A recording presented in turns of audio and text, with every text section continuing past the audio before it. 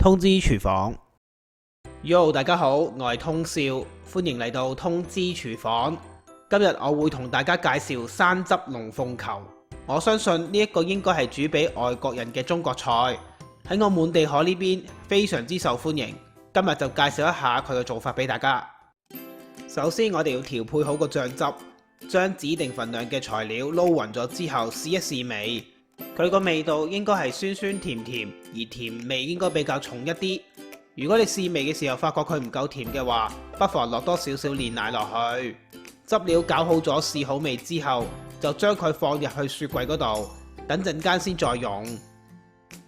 啲急凍大蝦我哋解好凍之後，就將佢去咗個頭，然之後就將蝦背劏開，將入邊嘅腸清除，記得係蝦背唔係蝦肚啊。然後我哋將蝦殼搣走。無論隻蝦有幾乾淨都好，我哋都要加啲粟粉落去撈勻佢，將佢清洗好。粟粉可以黏住蝦上面嘅所有嘅污垢，包括佢嘅腥味。捽勻晒之後，我哋用清水將佢洗乾淨，然後將佢完全抹到乾身，咁就可以加醃料落去同佢醃製一下。一隻蝦要好食同埋要去爽脆嘅秘訣，就係一定要將隻蝦完全抹到乾身。如果個蝦本身係有水浸住，又或者佢本身好濕，你唔抹佢嘅話，咁啲蝦肉吸翻啲水落去嘅時候，佢就會腍會霉，到時你想佢好食都好難啦。我哋將啲蝦大概醃佢15分鐘就用得噶啦。將啲解好凍、洗乾淨嘅無皮無骨雞柳切成細細件，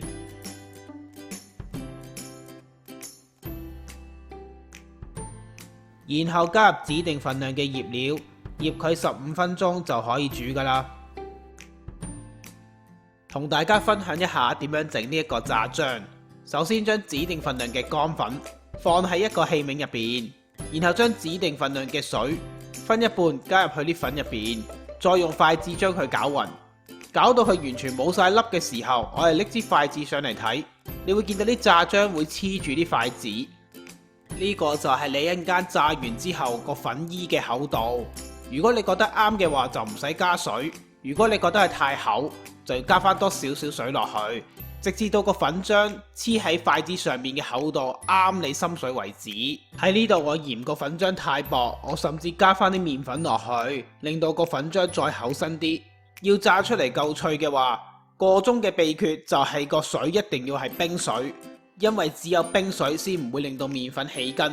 麵粉一旦起咗筋嘅話，佢炸完之後，一旦冷卻咗落嚟嘅話，就會變得唔再脆。而雞蛋有蛋白質，亦都會令到粉衣變腍，所以喺呢度亦都冇加雞蛋落去。之後我哋就將頭先醃好嘅蝦同埋雞肉放落去，然後再加埋少少油落去一齊撈勻，用粉漿好好將佢哋包實，咁我哋就可以拎去炸啦。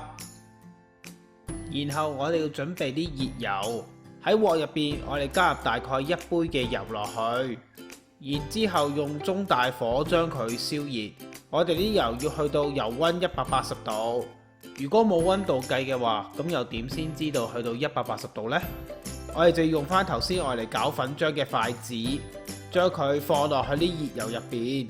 如果你見到好多泡泡圍住佢嘅話，咁即係夠熱啦。但係要小心，如果啲油冇晒白煙，而筷子上面嘅泡泡係又超多嘅話，啲油就可能已經過熱啦。咁大家就要可能加翻少少嘅凍油落去。之後我哋將啲上好粉漿嘅雞放落去先，要逐件逐件放，一次過放晒嘅話，會將啲油降溫降得太勁。將啲雞放晒落去之後，我哋先再放蝦落去。分開落嘅原因係因為蝦好快熟，唔需要咁早落定先。我呢種做法勉強都叫做半煎炸，用嘅油唔算好多。放咗啲食物落去之後，唔好不斷咁反佢哋，要耐心啲煎到一邊金黃，我哋先反去另外一邊。如果佢哋黐埋一齊嘅話，你就用筷子盡量將佢哋拆散就得噶啦。啲蝦每面炸佢大概2分鐘就已經熟噶啦，可以拎起先。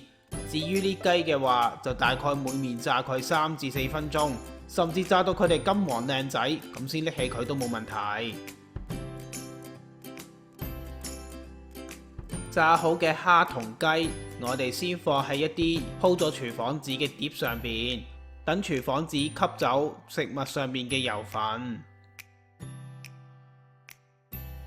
之後我哋就將啲炸好嘅蝦同埋雞件放喺一個器皿入邊，再將頭先調好味、雪凍咗嘅沙拉汁淋上喺啲蝦同埋雞肉上邊，然之後將佢哋撈勻。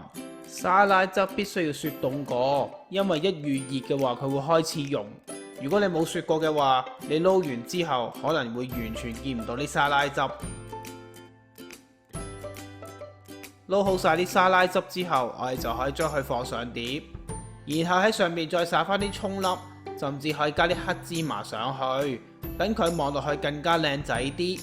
呢個生汁龍鳳球一直都係我呢邊酒家非常受歡迎嘅菜式，其中一個原因就係因為佢酸酸甜甜非常之開胃，加上啲蝦同雞炸到脆卜卜，試問有邊個可以抗拒到呢個咁好味嘅餸先？如果你未食過呢個餸嘅話，我真心推薦你試一次，包你食完之後會有驚喜，亦都會深深咁愛上佢㗎。最後嘥多你30秒提提你，食材嘅份量已經寫咗出嚟啦，睇唔切嘅話就喺上述嘅網址重溫。要知道我啲食材用咩牌子嘅話，就睇睇呢個短片嘅info。睇晒成條片都仲有嘢唔明嘅話，歡迎你嚟到我 Facebook 嘅專頁或者 YouTube 呢度留言俾我。如果大家中意我嘅短片，希望你會俾個 like 同埋 share 俾你身邊嘅朋友，仲要訂閱我嘅頻道支持下我。訂閱完之後記得要撳埋隔籬個鐘仔，咁樣你先會收到我最新嘅通知㗎。我哋下次再見啦，拜拜。